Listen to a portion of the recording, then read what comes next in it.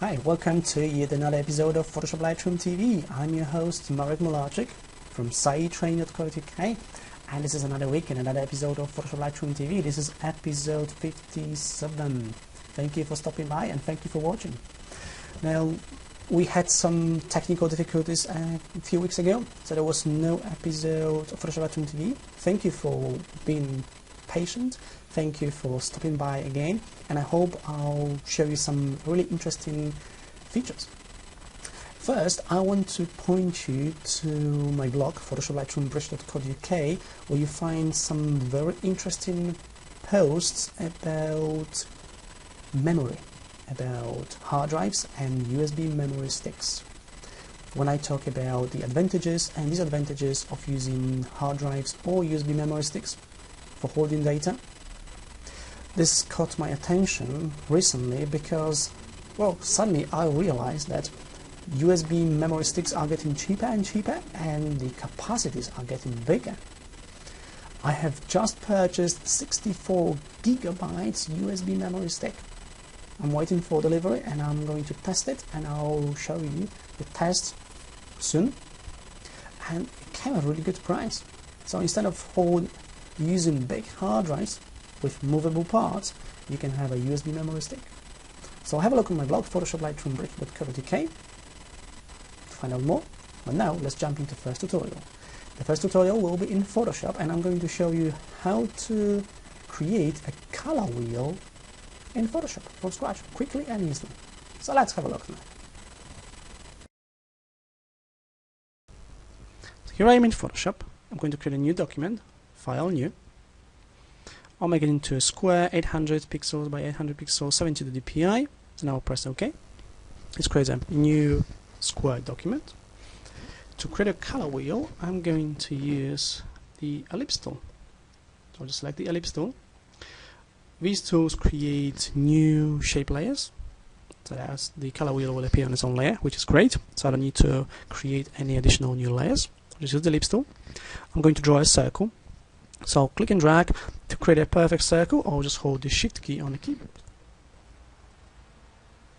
Okay. First release the mouse button, then release the Shift key.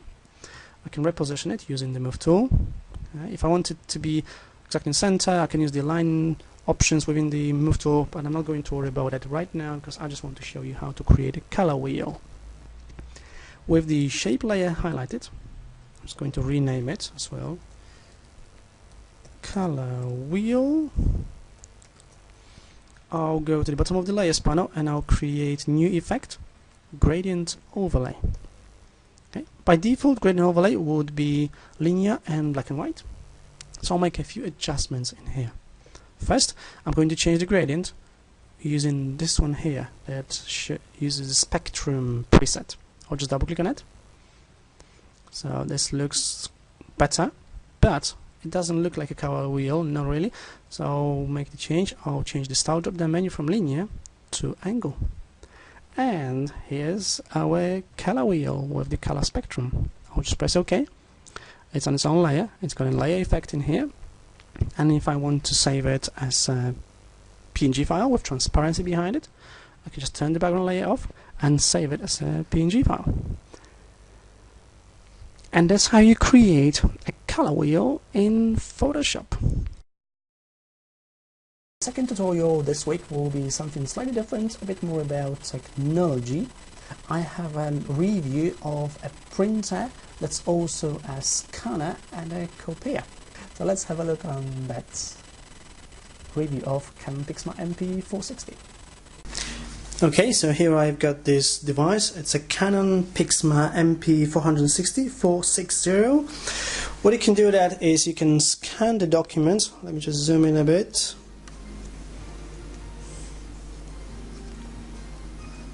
Okay, you can scan documents here, right? And you can do photocopies as well.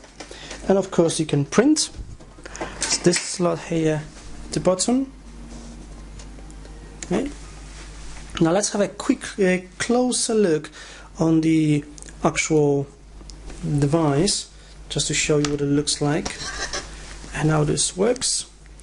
Okay, so we've got a couple of buttons in here that you can use to copy, scan and read the print images from memory card. It's got a screen. Okay, a couple of buttons here. You can do the color photocopy and black and white color photocopy. So color and black and white. In here you have the memory card reader. Okay, so in here it's a memory card reader.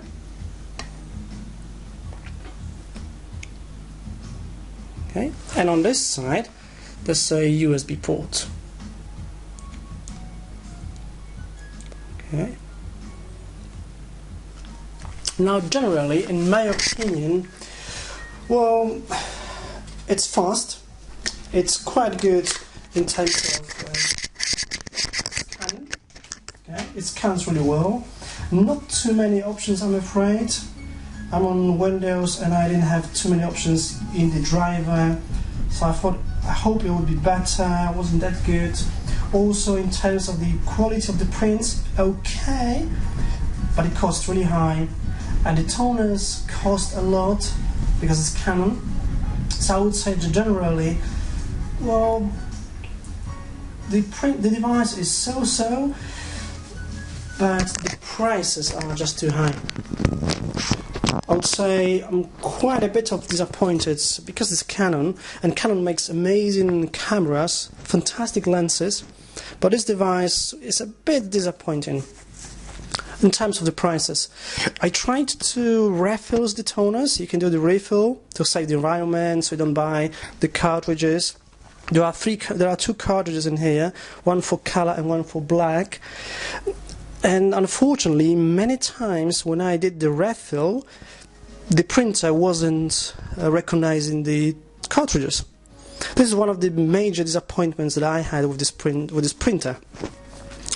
It just displays the message that it cannot recognize the cartridge.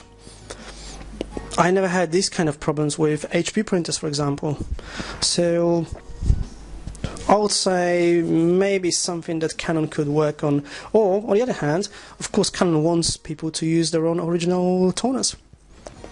But just to give an example, the color cartridge from Canon here in Britain costs about £30.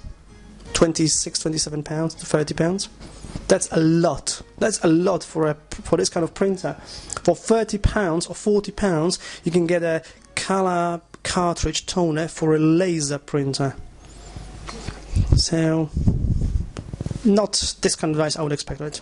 Okay, I hope you enjoyed this review. If you have any questions, just let me know. You can contact me by going to saitrain.co.uk, Sai, S-A-I, and just drop me an email. I'll be happy to answer any of your questions, give you honest replies.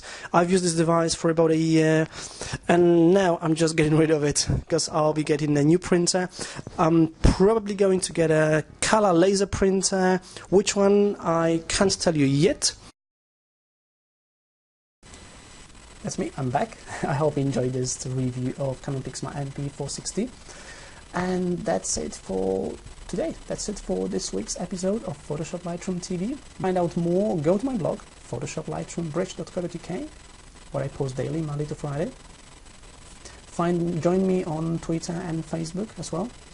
Or have a look on my website, saitraining.co.uk. Thank you for watching. I'm Marek Mularczyk, and I will see you next week. Bye bye.